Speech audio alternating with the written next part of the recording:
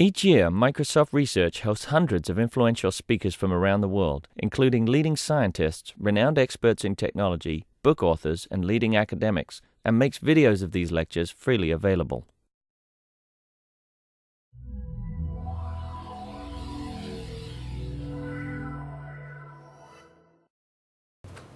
So it's my great pleasure to introduce Chuan Jagger. He's an associate professor at Penn State. Before that, Chuan worked many years in IBM Research, Watson, and Chuan has done many interesting work on operating system security, like access control, some SE Linux stuff. Yeah. So today, Chuan will talk about his recent work. Thank you very much. Okay. Thank you, Wei Dong. Thanks, everybody, for coming. So I'm going to talk about taking the various system components that exist now that enforce security policy, so virtual machine monitors, as well as operating systems, as well as applications, and trying to put these things together in some coherent way into a system that can enforce some well-defined security goals.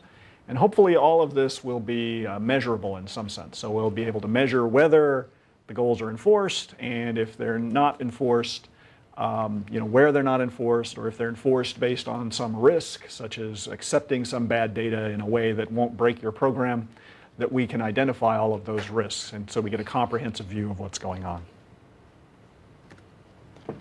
So I wanted to say a little before that. So this work has sort of built up over the last probably 7-8 years based on what I was doing at Watson. And when I was at Watson the last 4 years, I was probably, as Crispin was familiar, the security liaison for the IBM research to the Linux Technology Center. And so we had some interactions there. A lot of the examples will be in terms of Linux. The work is basically very Linux focused, but we'll just sort of assume, I mean, the problems are the same across different systems. And so we'll just use Linux names to protect the innocent or something like that, or blame the other guilty people. So at Penn State, we have a security lab, 3 faculty in the security lab. Patrick McDaniel and I are the co-directors. The lab, and Adam Smith is joined a couple of years ago. Adam won what's called a PCASE award, which is an award for the best, there are more than one, but the best set of NSF career awards. So his career award was accepted, and it was one of the best career awards. So he'll get a firm handshake from our president at some point. We work on basically all facets of host and network security except for hardware security. And in addition, Adam does cryptography. We focus a lot on system security. That's my main focus. And then Patrick has done work on telecommunication security. I've looked at that mostly from a systems perspective. In terms of language-based security, we aren't developing so many new language-based tools. We're building on fundamental language features and trying to do useful things with those. Okay, I have my shameless plug for my book. This came out last year. I don't know if you're familiar, Maury Gasser has a book that he wrote in 1988 on how to build a secure system. It's out of print. So you have to scrounge around to find it. It's actually a pretty interesting book. But it was one of the main principles in that book on how to build systems was a thing called a reference monitor, and we'll come back to this today also. And so he described how you would go about building an entire system, including authentication and other features, based on reference monitor principles and some others. And so my book looks more specifically at just the reference monitor principle and how well individual systems have or have not achieved the guarantees required of a reference monitor. And if you don't know what I'm talking about, I'll get to it at some point in the talk and explain it. But anyway, it looks at a variety of systems and a variety of different operating system mechanisms and how they are and are not amenable to the guarantees or achieving the guarantees of a reference monitor. Okay, so I have a lot of slides, and we have a fair bit of time. But I want to tell you where I'm going first, so you have some idea what to look for, what to ignore, and what to focus on. So basically, I'm going to start out talking about classical information flow, so multi-level security and BIBA, and that this is formed the foundation for computer security, particularly in the DoD environment, for 35 years or so. And in terms of building what people would consider bulletproof secure systems, this has been the focus of building those systems, one of the foundations for building those systems. These policies are really an idealization, I'm going to claim, show you why, and give you an idea where we need to go. What's going to come out of that first is that we do depend on a lot of application level policy enforcement. So we started out with some applications outside the OS doing security enforcement. Multics had more than 2 rings. It had more than the OS and the rest of the system. It had several rings, and they assumed they'd have other trusted programs, maybe not quite as trusted, but they would still be trusted. Whereas for many years we pushed security in the security community further and further down into the operating system and tried to trust less and less. But what of course is happening, and you guys see this here, is that there's a lot of security decision making going on in the application level, and we really need to take that into account when we're building systems at large. We can't just ignore that. So we're going to look at application level security, and then we're going to look also at adding the virtual machine monitor enforcement into the picture. So now we have virtual machine monitors and operating systems and applications, and of course if we go further we also have network enforcement as well. And so ultimately we'd like to get our head around all of these things.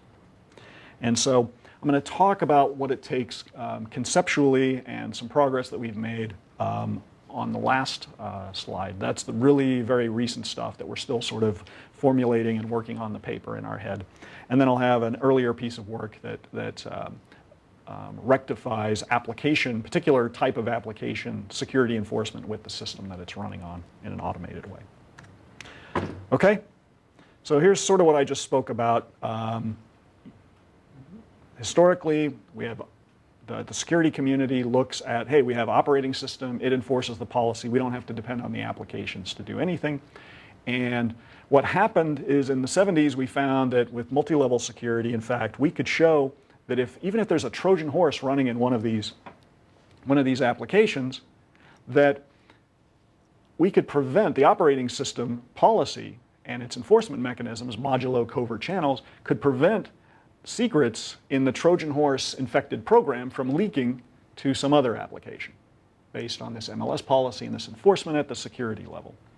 And so the bias seems to go more and more toward pushing things into the operating system, into really focusing on making this small and making this the full basis for enforcement in the system, and trying to take anything away from the applications, assuming that we don't trust the applications. Things like minimizing the TCB became maybe over-minimizing. So what we have then for these kind of systems also in the DoD security community were these 2 types of approaches to security. One used much more than the other. Secrecy was a much heavier focus than integrity, and still is. So the policies basically, multi-level secrecy says that we're not going to allow any leakage of secrets to unauthorized principals. Okay, and so we're going to set it up based on clearances and access classes of objects, so that if you're not cleared to access certain objects, you won't be able to gain access to that data. BIBA is just the dual of this for integrity. It says that, hey, if you have some low integrity process, it's not going to be able to receive, it's not going to be able to send information, I should say, to a higher integrity process, because that we don't want that higher integrity process to depend on the data that it's receiving from the low integrity process. And so BIBA will try to prevent this. And so both of these policies are described as information flow policies, and so they get interpreted in the community this way. So we have, for secrecy, some secret entity, and it may or may not have a flow to some other entity. And if it happens the way you configured the system, that there's a mechanism such that the secret system can cause information to flow to the public system, this would be in a violation of the MLS policy. And it's basically exactly the same thing, just in reverse for BIBA integrity. So if there's a flow from the low integrity process to the high integrity process, this would imply a dependency. So, I mean, there may not actually be a leakage, right? You know, you enter your password into a program. That program that's receiving a password that's entered knows the secret password. Maybe you're an attacker, you don't really know the secret password. So you enter the password into the program tells you that was the wrong password. Well, that's actually a leak of information. That's saying, hey, that password you entered isn't the right one. And it narrows the space of searching that you'll have to do for the right one. Maybe not very much if you have a reasonable size password, but it is from an MLS perspective a leak of information. Similarly, you have some high integrity process. It's going to provide services such as changing your password, for example. And when you ask to run that program, you're providing input to that program from a process that's, from a shell or something that's not necessarily trusted. But we still depend on the password program to do the right thing. But both of these would be violations to these policies, and so what you would need is some assured, fully assured, evaluated guard process to make sure it's okay to communicate between these two parties in both of these cases. And obviously in commercial systems we don't have such processes. So what we have is a situation where secrecy, that we have had some success building systems for the DoD environment. Trusted Solaris has been around for a while, which is essentially a commercial system that provides provides enforcement of multi-level security in a mostly general purpose system, and now we have other systems that also enforce MLS. Whereas we really haven't had any luck with integrity. So BIBA and Clark Wilson and integrity models and variations on them are still things that we're toying with, how we're going to make these work. You guys have the Vista model, the UAC model, and that gives us a partial view of BIBA. It doesn't give us the other end where the trusted process might read bad stuff, but it prevents the bad guy from writing up. And so we're still trying to figure out how we're going to implement integrity in a comprehensive way that is practical. And so what happens is we do things like just trusting the applications or just trusting the programs to do the right thing and hope things work out, and we all know the story there.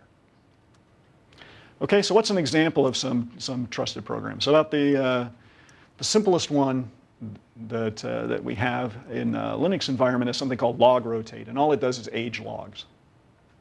Okay, so that's a pretty simple thing. But it ages logs across the whole system, and because they're a set of logs, the logs may include information from processes that are processing secret data, and so the logs may contain secret data. And so in SE Linux MLS, log rotate is a trusted program. We designate it, it's trusted. Trusted to handle secret data and not leak it to low secrecy processes.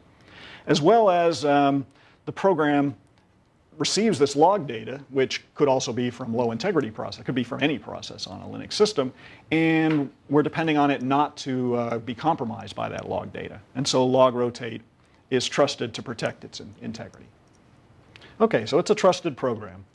And it turns out when the SE Linux folks identified or configured their MLS system, there were 34, I think, at the time I looked at it, which was a couple of years ago. There may be more now. They're never less in SE Linux. That's one thing we've learned, is that the rules never shrink. So it's always more than whatever it was when I looked at it. So there were 34 processes that were labeled as trusted. And so what was the basis for labeling these processes? Trusted was essentially that we had to trust these processes. There wasn't any sort of analysis of these, that they were really doing the right thing, but we just have to depend on them. And so we're going to have to go back later and make sure things are okay, and keep an eye on them and this sort of thing. But we want to get our head around this a little better.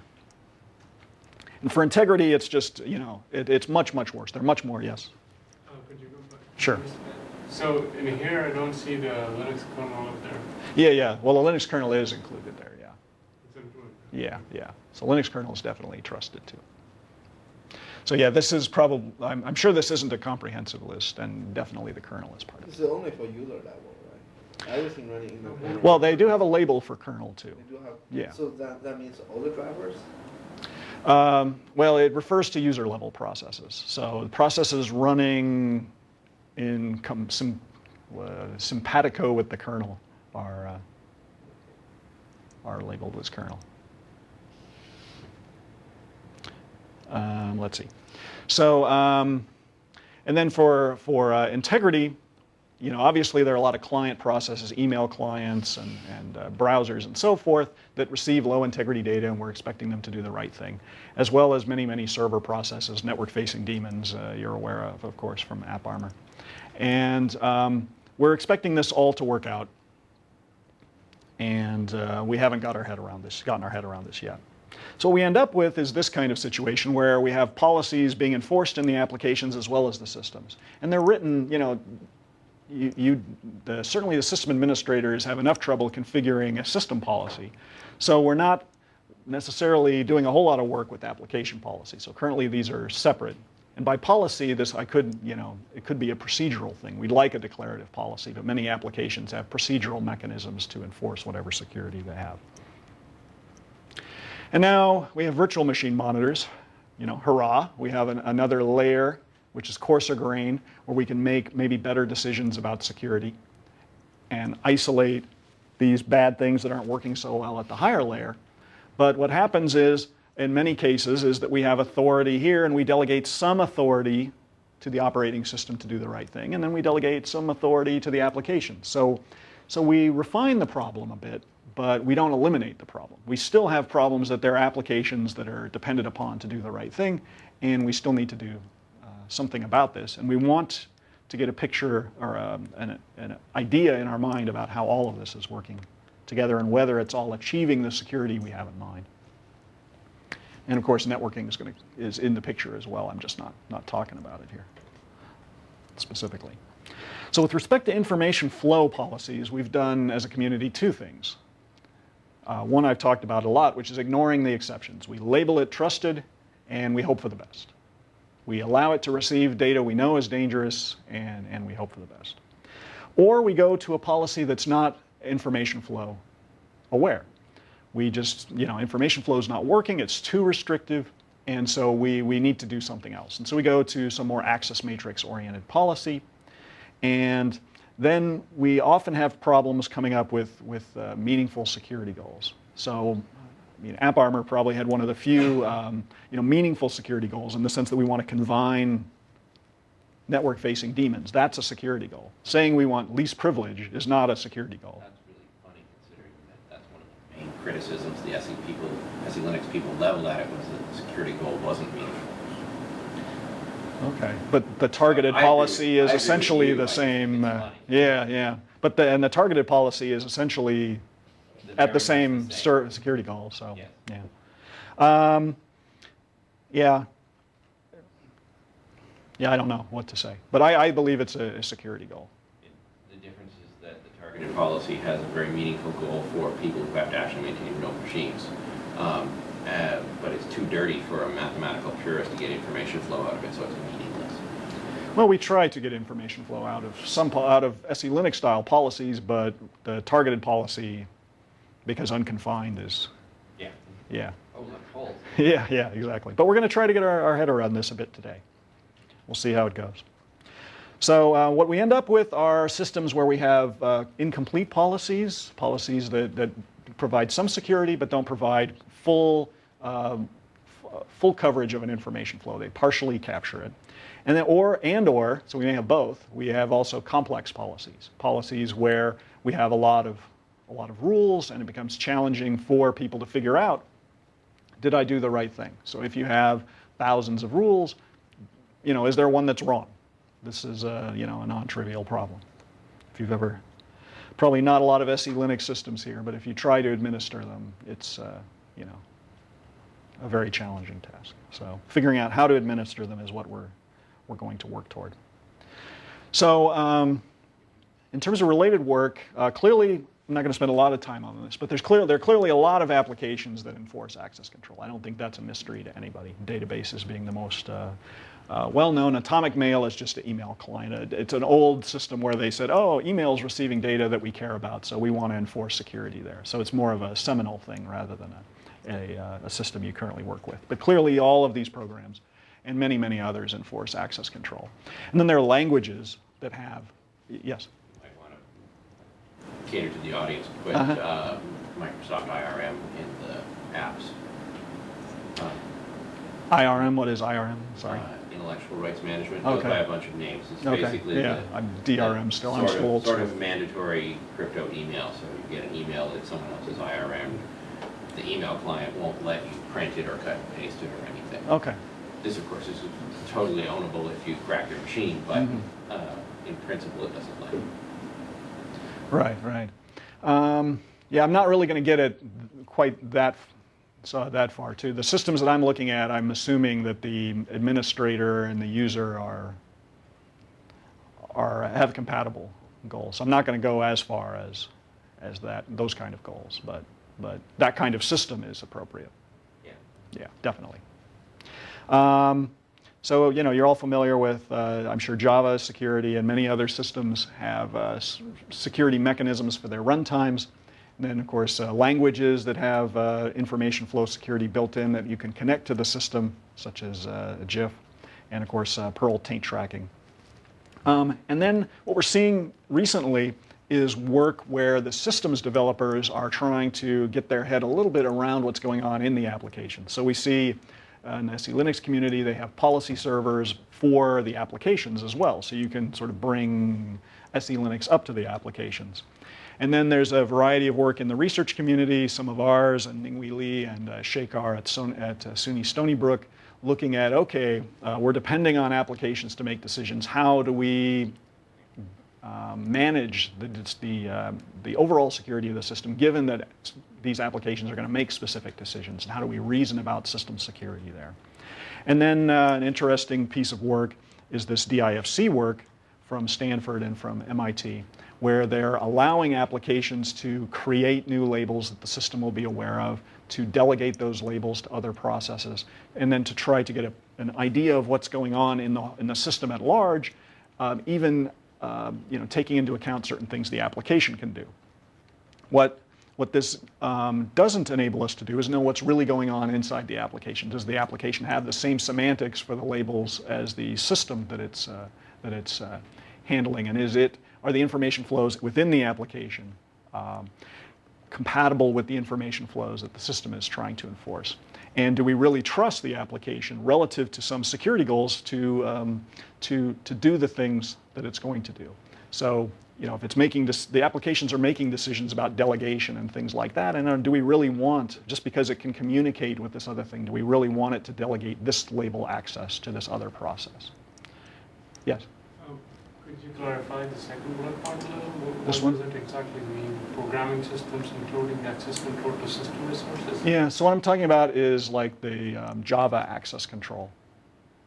So Java, if you have a class loader and you're running some program in Java, it can access the underlying file system. And you can write permissions for that particular set of code, or that particular class loader, or code based on that, to access your file system. And so you can control code that's been loaded into the same Java VM. The thing is code access security for C#. Yeah, thanks. So, yeah, C#. I'm having learned how to translate from one. Yes, thank you for being here. So, yeah, and a lot of programs have mechanisms for you to describe in your program what individual threads of execution can have access to in terms of resources from the system, what files it can access, and sockets and so forth.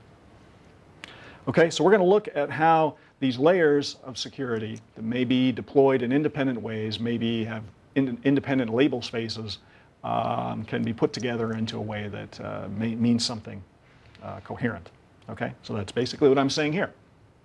So what we're going to do is we're going to go back to information flow. We're going to start there, because that's really a definition of a goal.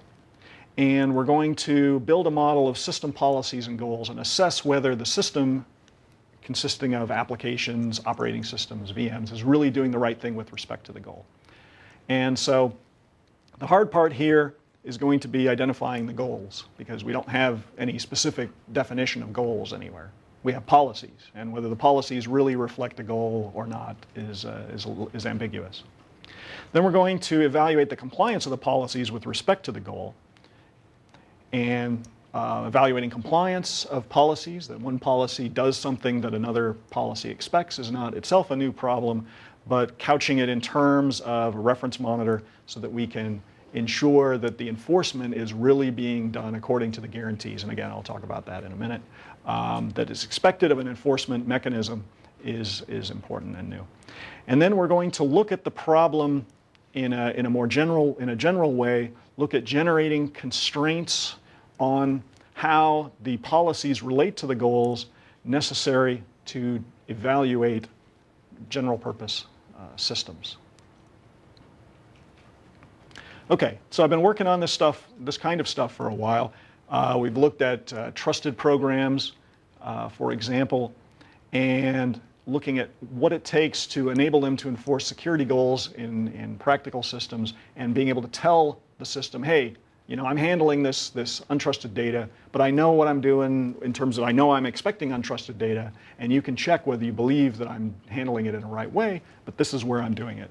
So we've made Clark-Wilson integrity practical and loosened the requirement for full formal validation in Clark-Wilson by only requiring that programs that receive some untrusted input only do so through limited interfaces that they declare to the system. So the operating system will only give them the untrusted input through those interfaces, and those programs must filter them. And so you could check whether you believe that the filters are acceptable or things like this, but we are explicitly defining in a way that connects the application to the system where the untrusted data is coming into the application.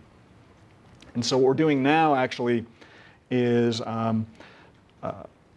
looking at all the places where bad data goes into trusted programs in a system. So we've written a tool, we're just starting to collect data with it now, where we can find out all of the places where a program receives data from some other program that some other program can modify that we consider untrusted. And so the question is, well, how many interfaces are there on a system that receive untrusted data? Are there 10? Are there 100? Are there 1,000? Are there 1,000,000? So we're going to get an idea of how many there are, and start to assess also whether there are commonalities in how untrusted data is handled. Right now it looks, obviously things like declassifiers and endorsers are ad hoc. How you handle untrusted data depends on what your program does. But there should be, things like type safety. You should handle untrusted data certainly in a type safe way. And so there are some things, some libraries probably that we can build that can help define how you handle untrusted data, and so and programmers can use this across programs. So we're trying to get an understanding of that. And then the other thing we're doing, I mentioned to Wei Dong earlier, has to do with mediating security-sensitive operations. So if you have a program that's supposed to enforce a policy, it's supposed to mediate all of the ways that you can access this unsafe data. And so I think actually talking to Crispin probably started us down this path. When you guys were working on the LSM, I asked you, well, how did you do it? And you said, well, whether you believe. Yeah. I mean, was there a principle on which it was done? Did you know it was correct? And you said, of course, the correct answer, which was, well, no, we didn't know it was correct. So we built some tools to look at whether placements of reference monitor hooks mediated all the security-sensitive operations in the system. We've gone from finding bugs to trying to identify in code what security-sensitive operations are, to now having a mechanism for automatically modulo some annotations, placing mediators in code to do runtime checks, to locate where endorsers should be and where declassifiers should be. And so we have a prototype that works for Java. Not so many security high trust programs deployed in Java that we have source code for, since I don't work for IBM anymore. But and probably you guys have many in C# or something like that would be interesting to us. But we're now looking at C programs. So we have the tool starting to work with C programs. We have our first inter-procedural analysis going.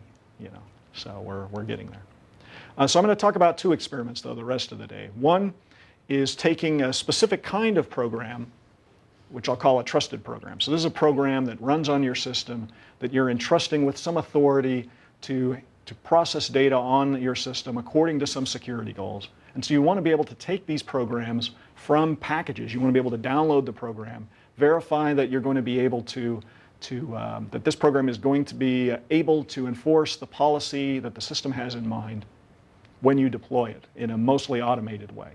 So you'd like to take the package, and when you install it, you want to not only know that you've installed the files, but you want to know, okay, this thing is going to enforce a system policy every time it runs. So that's what we're going for limited programs.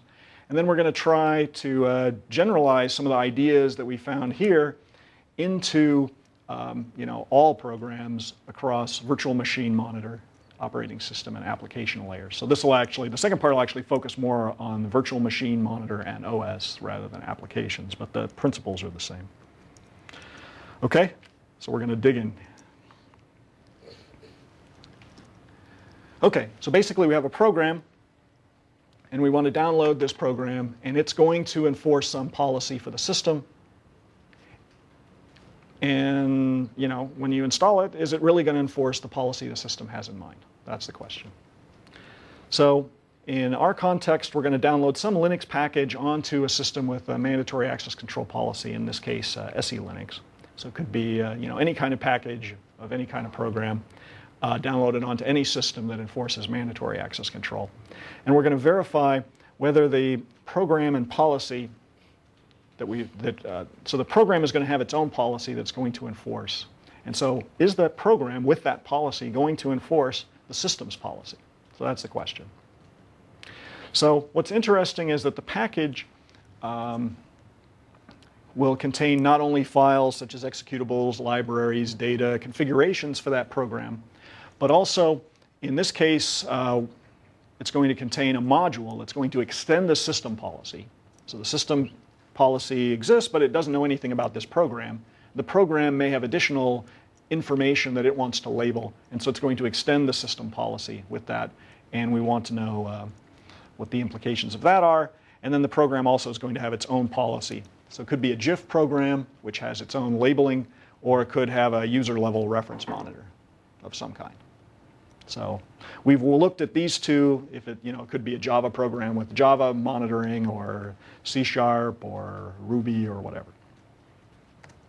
Okay, so what's going to happen, we hope, is that the program, so we want to compose a program policy that enforces the system's goals. Okay, that doesn't sound too bad. So we have a program policy, we have a system policy. So we want to generate something in the end that's a program policy that satisfies the system's security goals and at the bottom protects the program. So if there are program data that have protection requirements, we want to also ensure that within the program. I'll make this a little more concrete in a minute. Now by system policy, how the system policy is important is, clearly the program has been written in some environment, but it doesn't know what your data is on your system. So we're going to deploy it on the system. Your system is going to have some policy, and we want to know that this policy is really being enforced by a program that didn't know about that policy before it got deployed. And then we're going to extend the system policy. So we have an SE Linux module for the program, or some policy module that's going to extend the system policy, and we want to know that this program, when we deploy it, is going to be tamper protected on that system.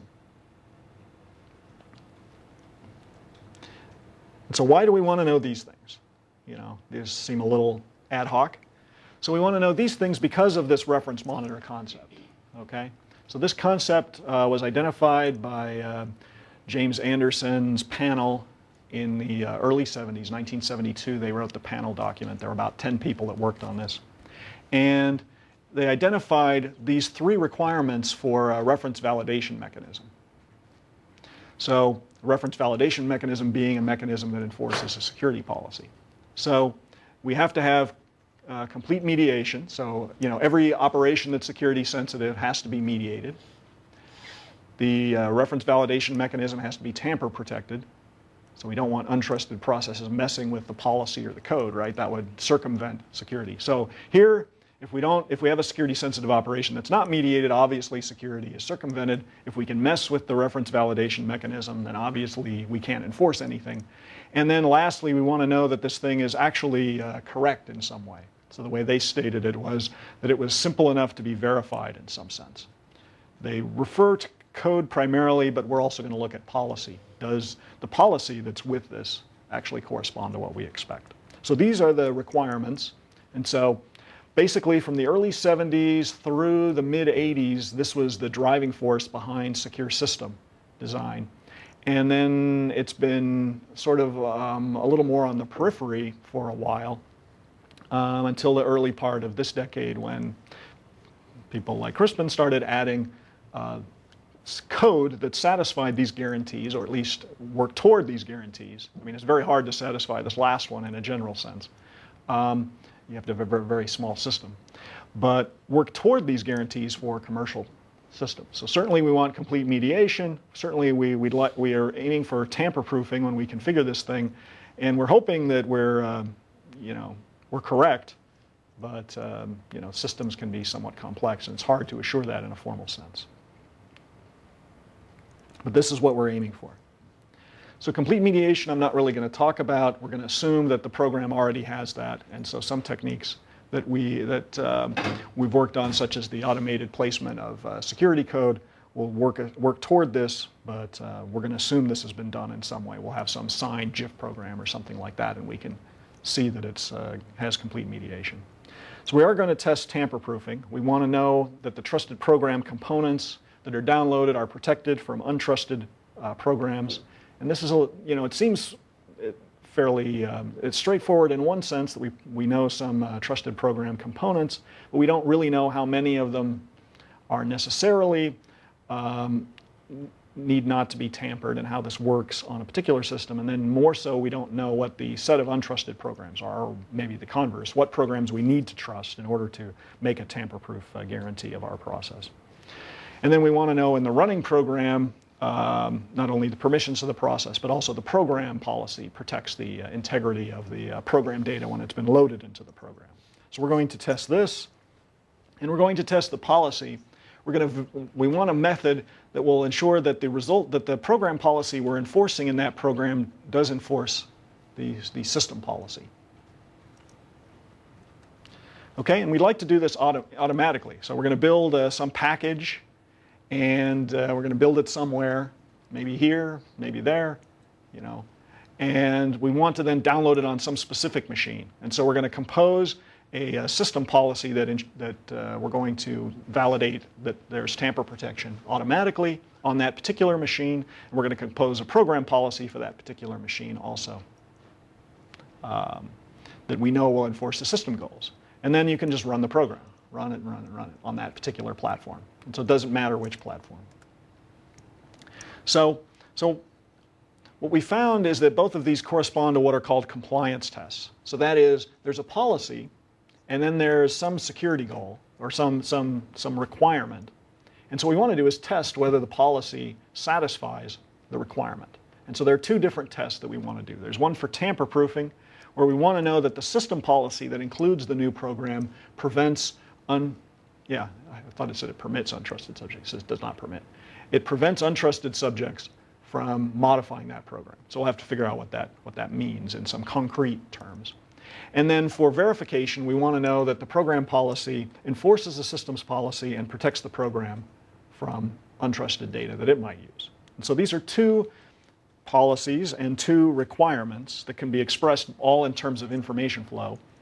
Let me just go ahead here. So we're going to take the program policies and represent them in information flow terms as well as a system policy.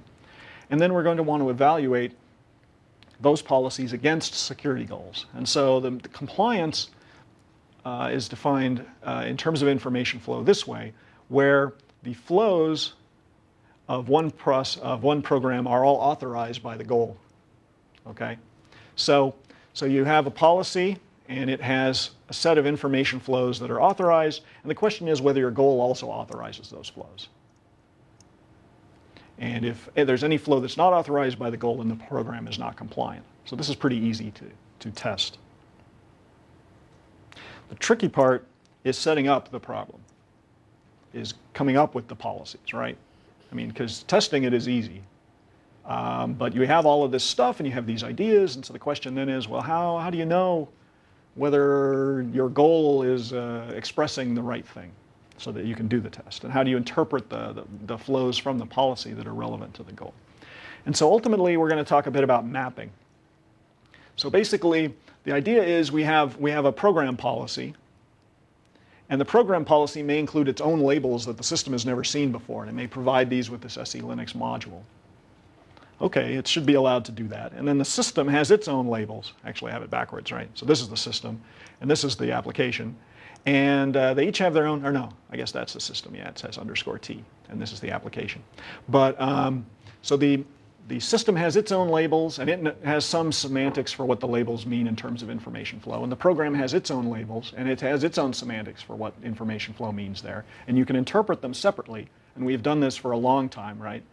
All of these user-level programs, databases, Java programs, C# programs, whatever, have their own policies, and they enforce it. And it's sort of, the system doesn't know what the heck's going on in there. It's hoping for the best. It's set that bit. You can do it. Good luck. So now here, we're going to try to figure out what the mapping should be.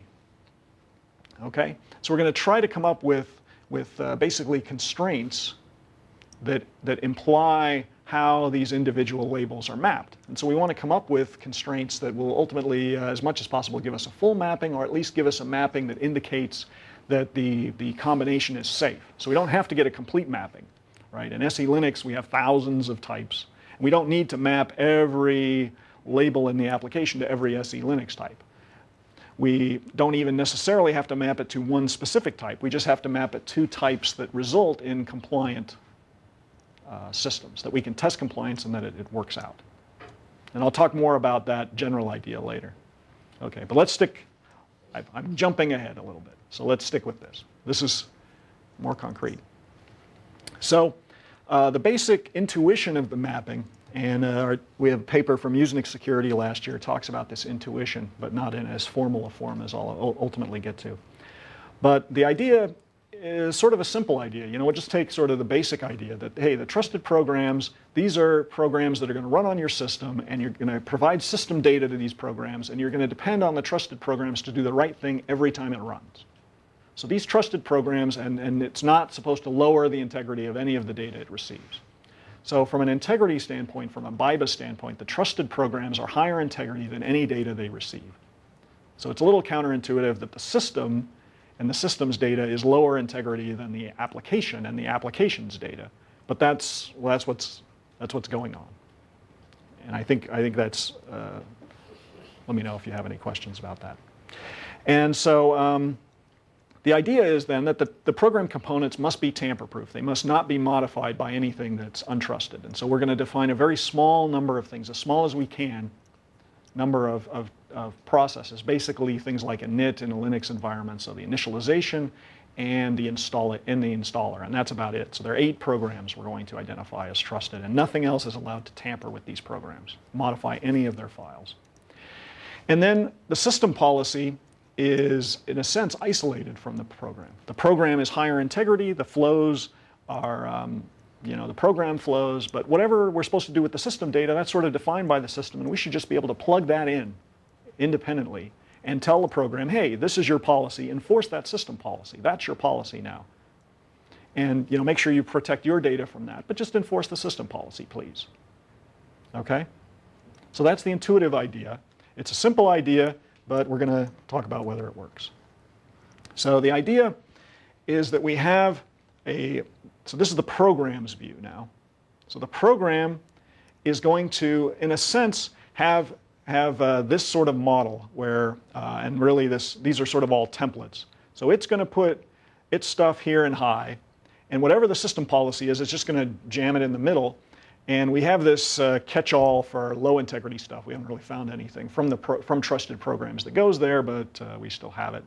The only exception to this kind of flow model, this is an integrity graph. So these are the high integrity items. So the program stuff can flow to the system stuff, but whatever data is on the system outside the program data can't flow to the program. And so in this model, anything in the program could flow to the system, but that of course isn't true because you may have secrets in your trusted program, like SSH keys or something like that. So there are a few exceptions that you may have as high integrity and high secrecy, and they can't flow down. But that's the basic idea. Okay? And so for a program like log-rotate, a simple little program has some executables and some configuration files, and then it receives some log files as input. We're going to end up with this kind of integrity lattice for this program.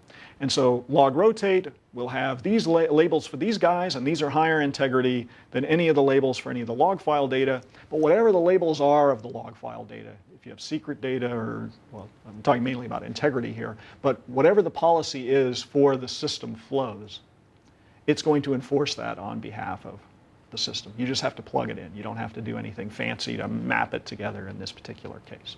Okay? So that's the basic idea, and we built some tools to test this out. There's a TISIC paper coming out on the analysis tool. So it takes policies. It used to take GIF policies. Now it can take SE Linux policies for both this guy and this guy. It basically just needs mandatory access control policies and a translator to translate those into information flows. So there are a number of policies that could be supported. And then we define, in the case of the TISIC paper, a specific mapping manually. But what I'm talking about here today is generating these mappings automatically and without manually specifying them. So this is a key thing. So we want to come up with mapping constraints now rather than a specific mapping. A mapping, of course, a specific mapping is a mapping constraint. It tells you this maps to that, that maps to that, that maps to that. But we're going to come up with higher, more abstract constraints and do the mapping. And then we have a system that will only load programs when they pass compliance tests. And this was published in Usenix Annual called Siesta. So the idea is you build your program and you generate compliance information. And then when you give the program to Siesta, it will only run that if it passes compliance tests. And of course, Siesta is configured on a system so that it will only have, you can't circumvent and get some other program loaded that would be able to get these permissions without going through Siesta. So it becomes a assured pipeline, if you will, for this. And so one question is, would you want this sort of thing in, your Microsoft-style environment? Would you want to be able to have individual programs, be able to download them to your system and configure them relative to system policies and deploy them with that authority in an automated way? We have some of these mechanisms. We haven't done it in a completely general sense, in the sense that we've looked at specific programs one at a time, but obviously you'd like to look at all of the programs and make sure all of them are tamper-proof with respect to each other, and when you add a new program, you're doing the right thing with respect to that program given the history of the system. And so we haven't fully developed that history. But all of the pieces are there to do that sort of thing for these trusted programs. I should emphasize, these are very specific kinds of programs. It won't work for every kind of program. Okay? So think about that.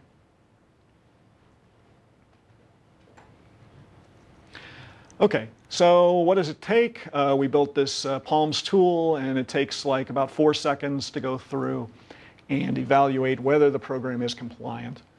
And we evaluated it on 8 trusted packages. We would have liked to have done more, but we needed SE Linux policy modules. And of the 34, most of them don't even have policies explicitly defined. All the policy that they enforce is procedural. I mean, they're trusted, so they must enforce some policy.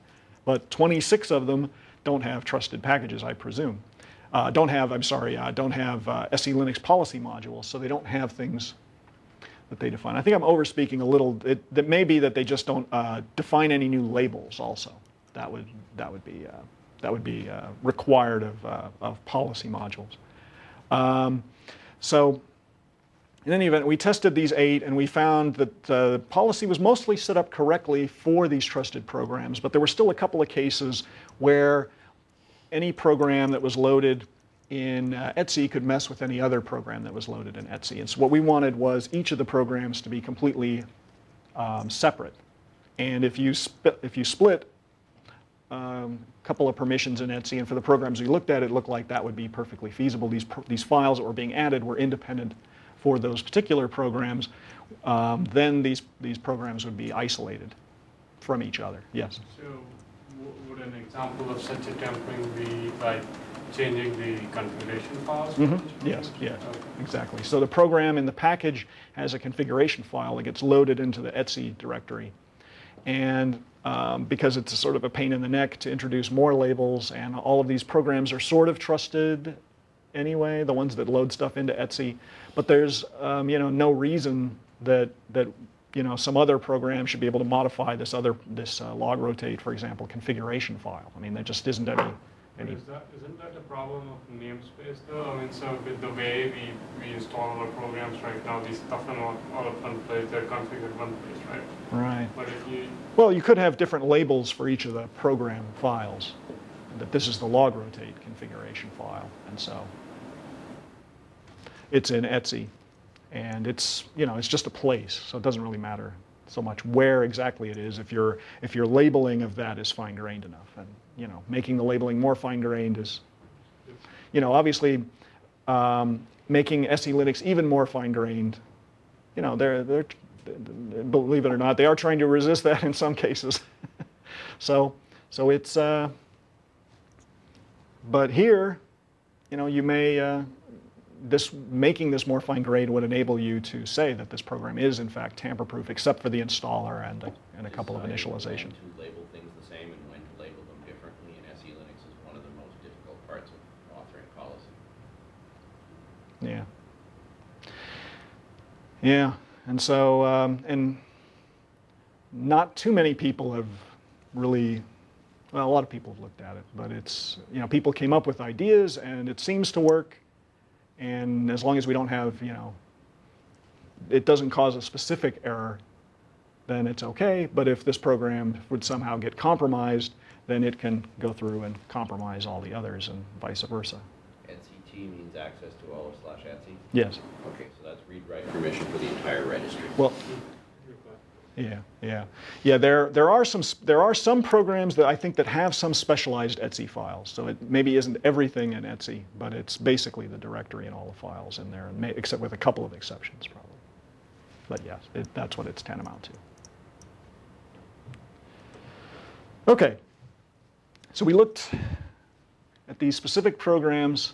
So I'm running a little behind, and they have a natural relationship, and we use this to determine mapping constraints that we could then test compliance on the program, so we could come up with an automated soup-to-nuts way of deploying these programs to enforce policy. And now we want to know, well, is there more, is there an approach where we can leverage this for general purpose systems, and can we determine whether a system, in a broad sense, rather than just a single program, is in fact compliant? And so that's what we're looking at now.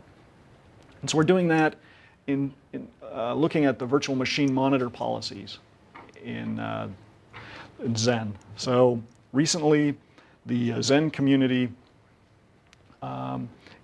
introduced a reference monitor interface for the Xen hypervisor called Xen Security Modules. Excuse me. And I guess we had done a prototype of this called S-Hype, but they've generalized this to cover more security-sensitive operations. We made some assumptions about what operations would be security-sensitive in the S-Hype work, and they've been more literal about what security-sensitive operations are. And so they've identified more places in the kernel, and in the hypervisor. And they have a policy model, which is very similar to the SE Linux policy model for that. And our S-Hype stuff was also supported by this. But we're looking at the Flask policies. So Flask is, in fact, a precursor to SE Linux. So you could think of it as SE Linux, same kind of policies. So we want to determine if the VMM policy and the policies of the VMs together, and ultimately the policies of the applications, lead to a system that enforces the security goals you have in mind. So, you have a system and it has some VMs, right? So we might have a privileged VM that gives you access to hardware. And then you have some server VMs that might provide resources to a number of applications, enabling applications to work together. And then you have some applications, VMs, user VMs. They may be isolated, or maybe a few of them will work together as peers. And you think of like a cloud environment where you may have a few VMs that will work together, or may have an isolated VM deployed in the cloud. So we have this kind of system. All of the VMs have their own mandatory access control policy, and then within them they have applications that may enforce policy and may have authority to do things that protect the system as well. And then all of this is administered by the XSM FLAS policy. So the FLAS policy determines what VMs can talk to what other VMs. Okay? So, yes? Is VMM part of the system, part of you want to enforce an act on the VMM? Mm-hmm. Yeah, so Xen Hypervisor is the virtual machine monitor for a Xen system. Mm-hmm. And so it has a policy. So it's going to do things like enforce what VMs can use, the low-level Xen mechanisms, grant tables, and event channels to communicate with what other VMs. And then, how memory is distributed among the VMs and the file system and things like that. And so that'll be controlled by the Flask policy. And then within the VMs, this will say, sort of the normal things about, okay, this process can access these files. And these files, of course, are backed by the XSM policy, whatever the partition was that the particular VM got. In this case, the VMM is trusted to become kind of the OS. Mm-hmm. VM versus VMM is the application versus kernel. Yeah. So it's essentially the same kind of problem. And this is, I hadn't shown you any of the policies before, but these are the policies. So we're going to look at VMM policies. I think that's what those are. Yeah. And then we have network policies that connect communication channels between VMs with labels. So networking is integrated with SE Linux in a few different ways. And then mandatory access control within the VMs using the SE Linux policy within the system, which is the same kind of policy that I was just talking about before with respect to the applications. And I'm not showing any application policies here. And so we have a virtual machine monitor. I think many virtual machines, each of them have mandatory access control policies. And we're going to look at whether we have compliance in this context using information flow-based analysis. So obviously this is more complex. We have more policies and more big policies. So each SE Linux policy we're using right now is 35 megabytes of source. Yeah. So you thought Vista was big. Yes. The policy was written by hand, yeah. Oh, no. I'm sorry. This is the macro expanded policy. Oh, okay. So there's a policy that's smaller than this that was written by hand. It's still fairly substantial. Do you know what the rough order of magnitude of the handwritten policy is? I think we're still megabytes, yeah. Megabytes. Yeah, I still think so. I'm not sure exactly, but it's still. How many person hours is that? People have been working on it for a long time. Okay. Thank you. Mm-hmm. And so basically, when a program is introduced to a Linux system that's security relevant, somebody comes up with a policy for that. And then that becomes a policy module now, so we can extend the policy easily. And so, and these policies, why I've been working with SE Linux for many years, and what I haven't said what I really like about it, but what I like about it is they're trying to get their head around everything that's going on in the system. And so from a measurable standpoint, you need to know every security relevant decision at some level. Hopefully not, manually you have to assess that, but you treat it like an assembly language. Here's your assembly language of what's happening from a security perspective, and hopefully we'll come up with higher level tools to assess what's going on. And so we can work at this higher level.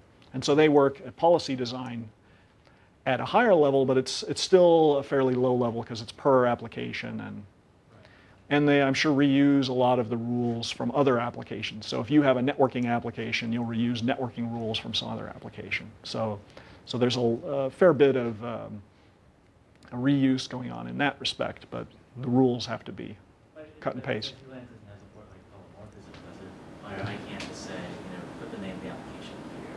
This is going to be the policy for any networking application. They have rules that are kind of like that, yes. Okay.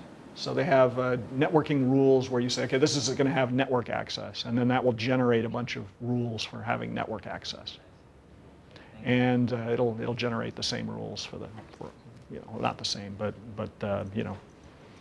tweak them across applications. Mm-hmm. So does that mean like whenever you change a program, someone has to sit in there, understand the changes in program, and modify the policy? Well, these are changes at the system level and with respect to the labels. Bless you. So if you add a new file, you may not have to change the policy because you can use an existing label. And you say, okay, well, this is a configuration file. So you can say it's configuration application T.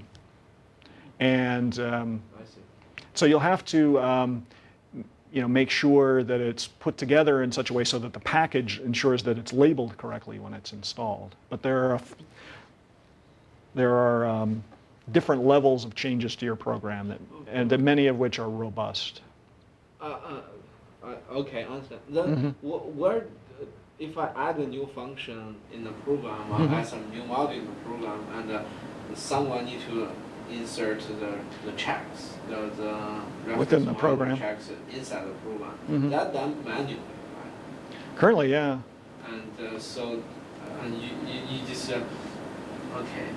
But that's part of saying like, how can you make sure here's a policy, and the programmer insert all the reference monitor at the necessary places so that the policy can be enforced correctly. Right. Now that's a little different level than what we had been talking about. We had been talking about the system policy, and changes to the program that would affect the SE Linux policy would be at the system resource level, so it'd be in terms of files and networking and this sort of thing.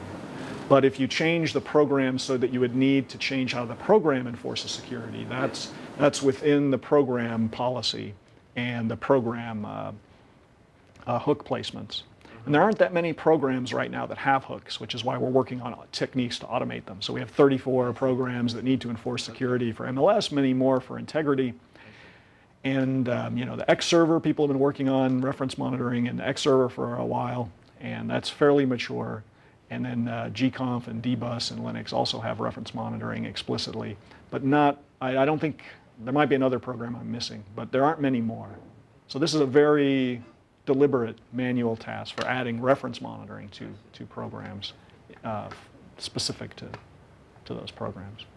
So those kind of changes, will be less robust. And so, if those affect the system, then that becomes problematic too. If you, by changing the program, it won't deploy on any systems anymore, then you have to change the system policy too. That becomes, and then you have to change the VMM policy too. So we don't want to go there if we can avoid it. And then the other issue is that the goals are ambiguous. We don't know what they are in general. We came up with some for this other case, for the trusted program. We're going to have to come up with some for a system in general. How are we going to do that? So let's see. So how much longer should I go? 10 minutes? Okay. 15. Okay. So I'm going to talk about graph isomorphism a little bit, subgraph isomorphism to be specific. And I'm not going to claim that our problem is NP-hard, but what I want to do is ensure that we understand why the problem is what it is. And we're going to leverage some knowledge from looking at isomorphism in helping us to understand what the problem is in a general sense. So in subgraph isomorphism, you have a graph and you have another graph, and the question is whether a subgraph of this graph has the same flows as this graph. And this intuitively corresponds to what we're doing at a certain level, in the sense that, hey, we want to test whether this policy is okay, so there has to be a subgraph in here that corresponds to this, and we have to figure out what a mapping is. Now it turns out the mapping problem isn't exactly the same for reasons that I'll talk about later, but the problem is figuring out, hey, what's the mapping between these? Yes? Try to understand this. Like, in your graph, the nodes, every node is the same, or they have different?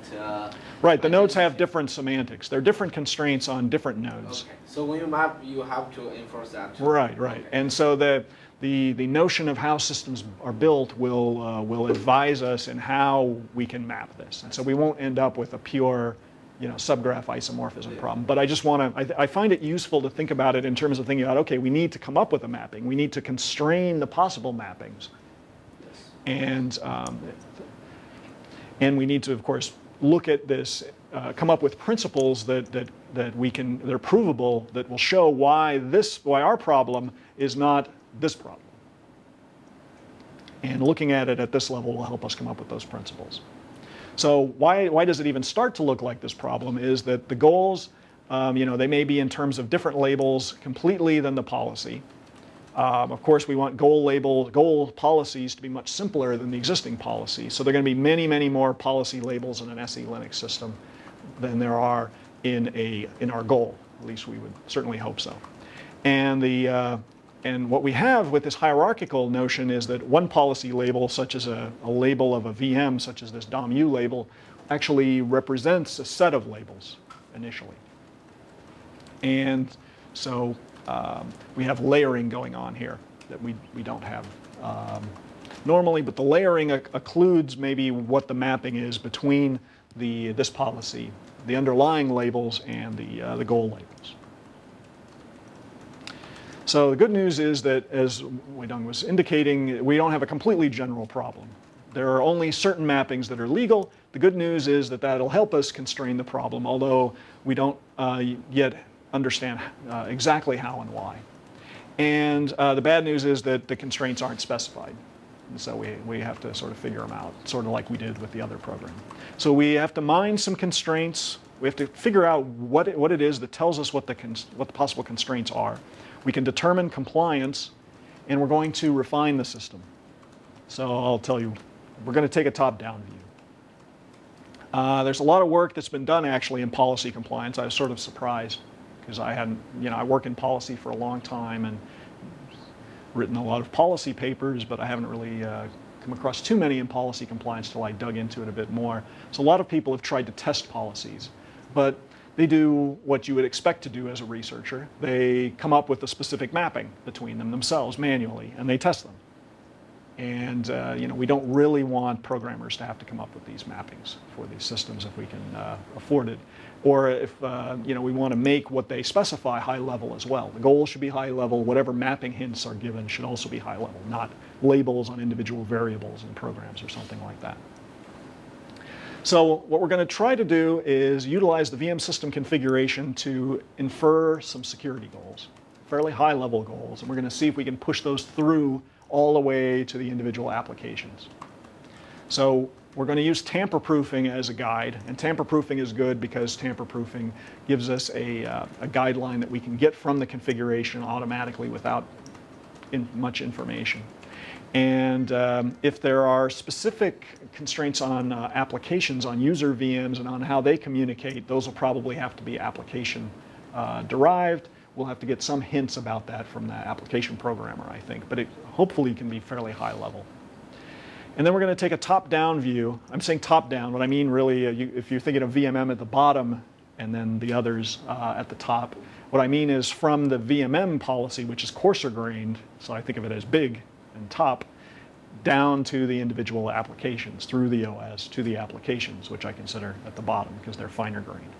But what I mean is from VMMs to applications.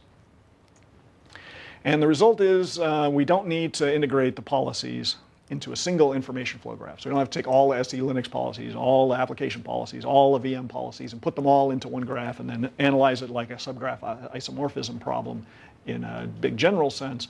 We can work from the top down and deal with the finer grained problems where we need to, where there's authority that governs what's going on.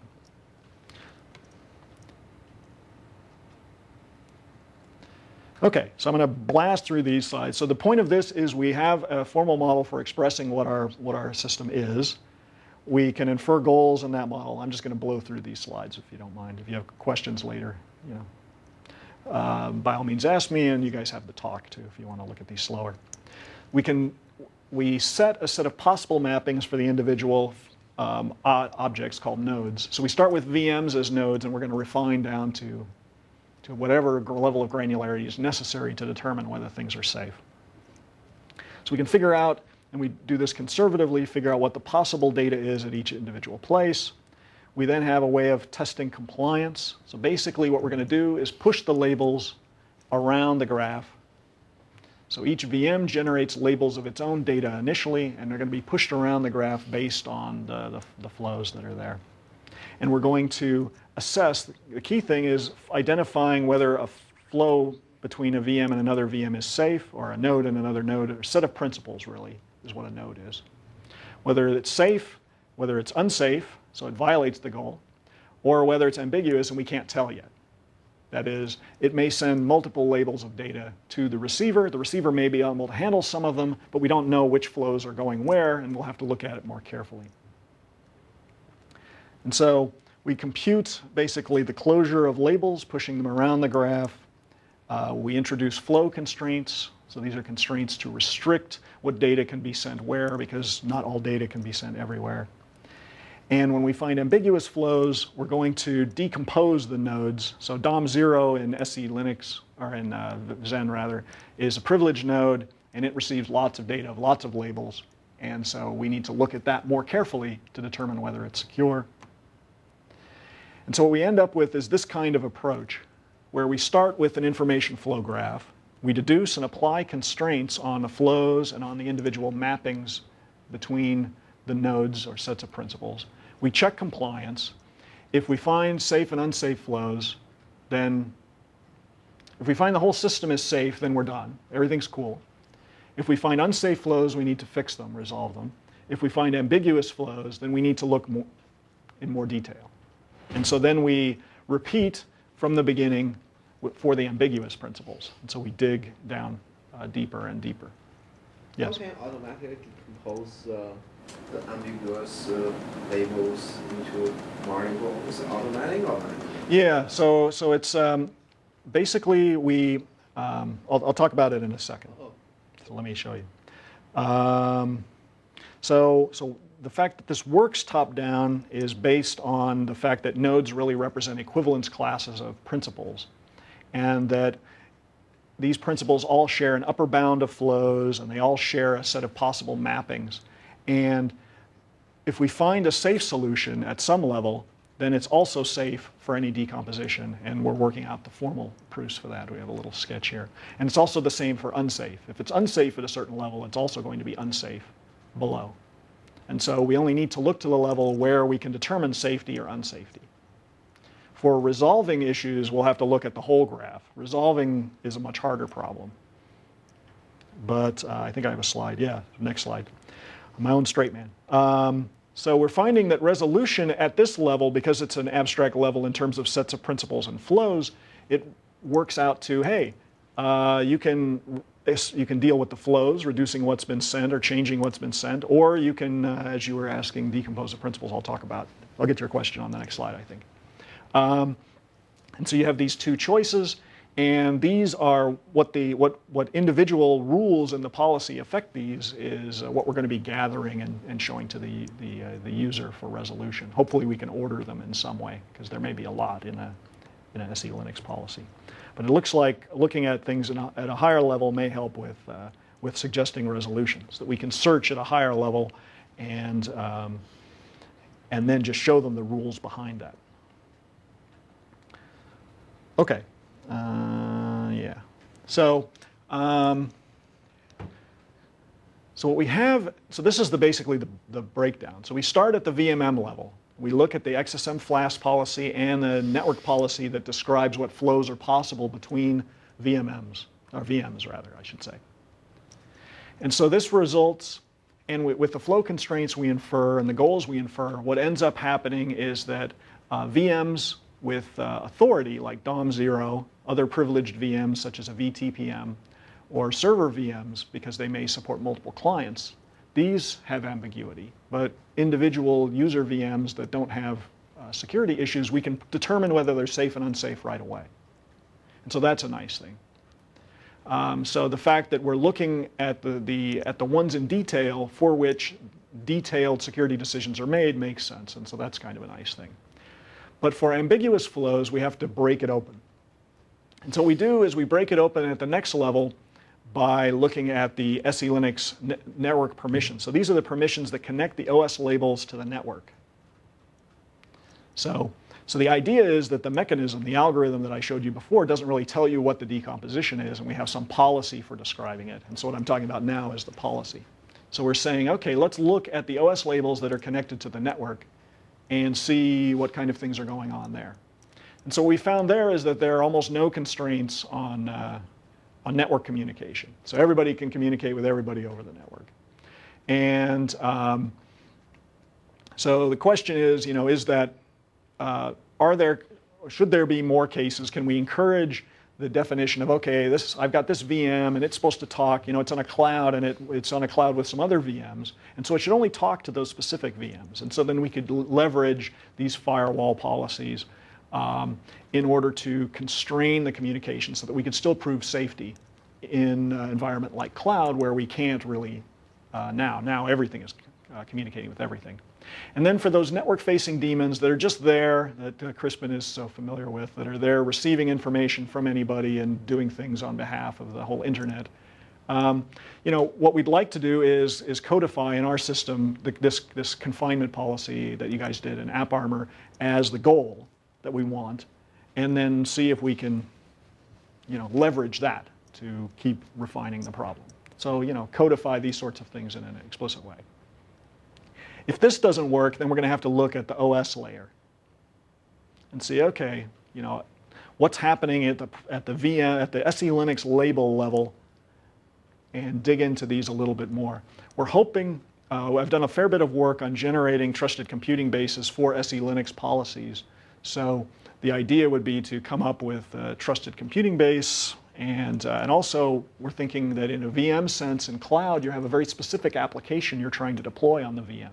So there's specific stuff that you really care about, and we can utilize the focal points to also help us define, okay, this is what defines the integrity. As long as this application is protected on its system, so all the things the application depends on and the application itself maybe form a base that we're going to try to protect.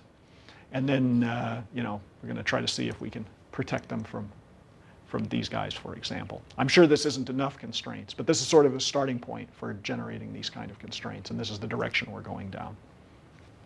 So our goal is that we'll have a top-down iterative refinement, and we'll come up with techniques for generating these mapping constraints and generating flow constraints so that we can understand what's happening in the policy at large, and that the solution will be provably efficient from a top-down perspective, not the full isomorphism, because of the properties of the systems in our formal model. For the second bullet, is there a way to specify, you said, given the network is in the middle, so essentially the application having multiple VMs but hosted on different physical boxes. They're still part of given applications of different components. Right? Essentially, so you have this additional level of, essentially, can I now map certain constraints or some information that is common across these things? So essentially, can I treat them, can I leverage that information versus treating them as just different VMs running on different boxes? Yeah, we're hoping so. Yeah, so right now we're just looking at one box at a time, but so what we'd like is to say, okay, this VM is only talking to other VMs that communicate at this label, and then something would have to justify that communication is satisfying some integrity criteria, through, TPMs haven't really caught on, but through, some kind of integrity verification or something along those lines. Like credentials, or essentially, formal model of credentials that you can now assign to the same components belonging to, more of a hierarchical model of application components in the same group in some sense. Yeah, you're thinking on the right path. That's where we're trying to go down. Now, we haven't built this model yet, but that's the direction we're working down. But yeah, that's exactly the intuition that we're trying to convey. So that's a good point. Okay, so I think we're basically out of time. So we have a tool for assessing this, and it shows you what flows are ambiguous and safe, and then you can crack open the ambiguous ones and look at what kind of flows are going on in the within VMs or within the labels that are ambiguous, and it'll tell you what principles correspond to those and so forth. We have a system where when a VM image, the idea is the VM image is loaded, and say some daemon that loads VMs receives it, and it says, well, I don't know whether this is compliant with my system, so I'll ask the management VM here if it's compliant. So we'll push the necessary information up to the daemon that receives it. It'll push it into the compliance checker.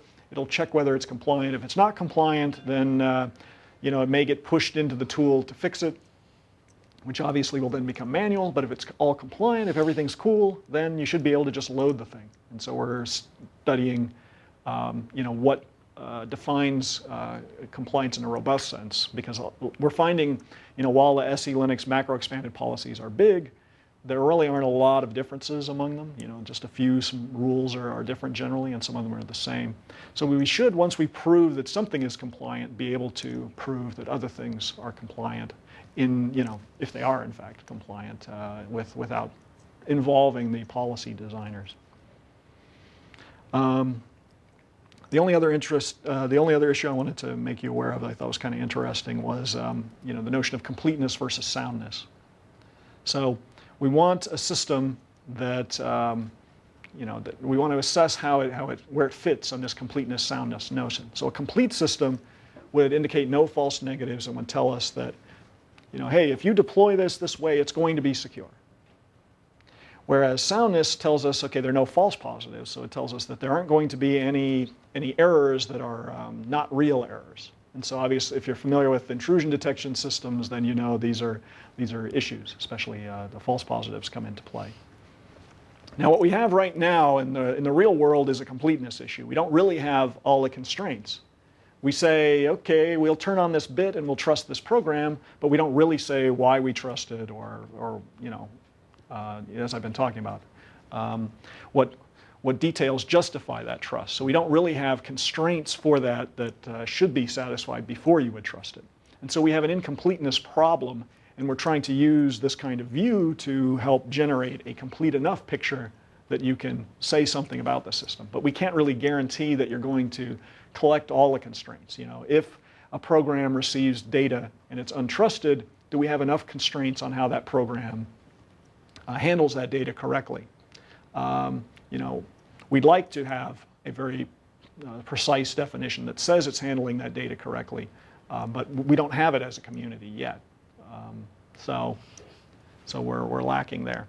And so we're going to work toward this, and we'll be able to use more constraints as people come up with them, but we're not going to be able to guarantee completeness on our own.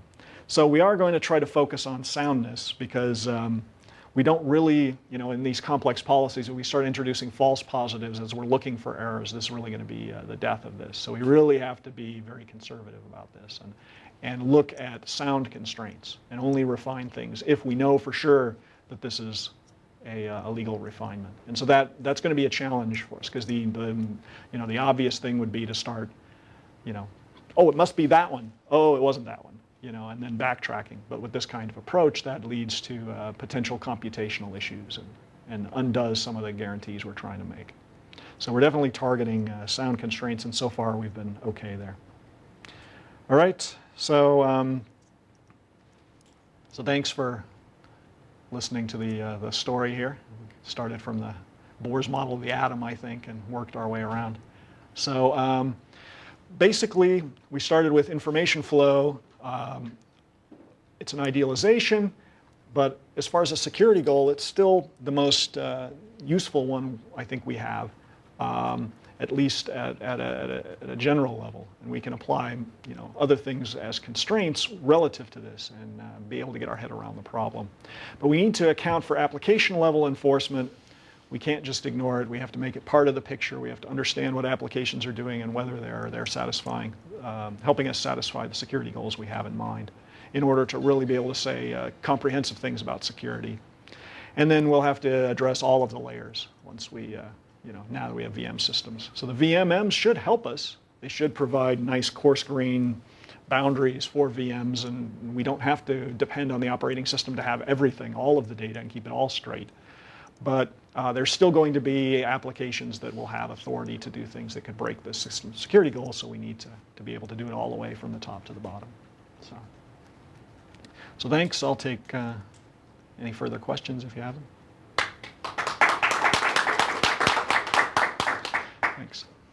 I'm just curious, is there a notion of composition and decomposition here. So I mean, in terms of higher level goals of policy, do I literally have to think in terms of these different layers from the app writer perspective, from the voice or the operator perspective in terms of VML? Essentially, can I write a higher level policy and then essentially have automated tools to decompose it into these different layers, and vice versa, essentially, given these different policies? I mean, some of the things you talk about, we can do much more of a bigger composition, essentially, talk about end-to-end enforcement. Yeah, you bring up an interesting point. Composition of policies has been a problem people have worked on in the theoretical community, but they found that composition didn't necessarily lead to security, and so we have to be careful about how we compose and decompose things, I think. But I guess I'm thinking more in terms of the end-to-end argument. Can you literally now say essentially, we talked about the notion of labels, can I reason about it end-to-end as it flows across different applications, up the stack, up and down, notion of up versus down, goes all the way up. Can I now reason it end-to-end in terms of a global level policy rather than essentially thinking in terms of individually what happens in each stage? Yeah. Eventually, we are going to add the network underneath, and so then you could have multiple machines, and I guess in this case you wouldn't want to look at the whole internet, but you'd want to look at the machines that are connected, at least with respect to the VMs that you're interested in. And so we should be able to add another layer that says, okay, you can have flows from this machine to that machine, or this subset of VMs on this machine to that subset of VMs on that machine to that subset of VMs on that machine, and are we achieving the security goals we have in mind? So I think we should be able to. Yeah, a couple more layers. I mean, we already added the VM layer between this and the hardware. So suppose if we start adding more layers, so we have to think incrementally in terms of layers. Yes, so long as like this. Yeah. Well, the problem is going the other way. I think is getting enough constraints going up the stack. We seem to have. I mean, network policies are a bit loose, but we seem to have more people doing network policies and more experience with network policies in terms of firewalls than we do with application policies and how applications handle data correctly. And so we haven't tried to get our whole head around it yet as a community. And each of the layers are sort of handled by different people with different expertise. So bringing them together is what we're hoping for. But I think the harder problems will be higher at the application layer. But so we should be able to do the networking. Knock on wood. Yes? So is the goal here to do some load time verification of whatever different types of policies there are and whatnot, and then hope for the best sort of is that these components that are going to ensure the access control, they will do their job right in future. So you said when a VM is started, you do a bunch of checks and say, okay, yes, this is compliant, and then you let it go. So like it's the load time versus runtime kind of integrity check argument that has been going on. Yeah. We are working on the enforcement end, with the placement of the reference monitoring and that sort of thing. I didn't talk about it here. So that would affect. Peak, right? Yeah. And clearly, as much as you can prove at load time or at compile time, the better off you will be in terms of work. So you'd like to minimize the runtime checking, but I'm sure there'll still be runtime checking. And so we're working with some people at Georgia Tech who do VM introspection and trying to see how that will integrate into this sort of thing to look at the runtime behavior of the system. So they've been looking at it for intrusion detection, and we're trying to look at proving these kind of things. For the cases we're not sure of, can we get runtime checks for those? We haven't done a whole lot on that front yet, but we're just gathering up information for them now. All right. Thank you very much. Okay, thanks.